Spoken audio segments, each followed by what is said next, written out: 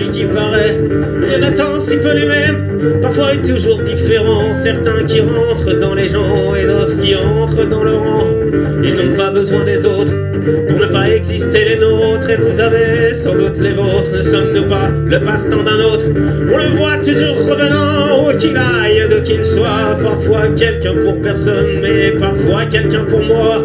Tu croises cette personne une fois, et pour un instant seulement. Parfois présent, passé même pas. Parfois c'est insuffisant. Certains vous laissent sans voix et d'autres vous laissent indifférents. Mais simplement, et plus souvent, passe devant nous bien tranquillement. Le passant, celui qu'on croise de temps en temps, celui qu'on voit le soir, plutôt le matin en fait, un peu tout le temps.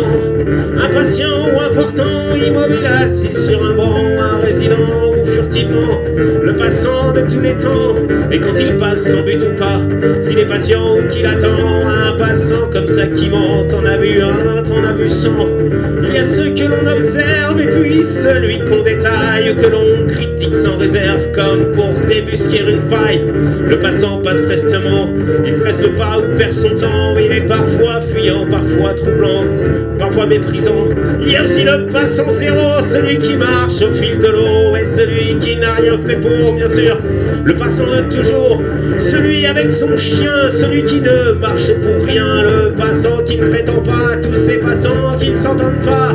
Il y a ceux qui glissent et qui déraillent et d'autres qui finissent sur la paille. Les passants impertinents, un contingent, un continent. Et quand t'as vu que tu regardes, puis tu entends et tu comprends, que tu sois d'accord ou pas, faut faire avec. Ce sont les gens.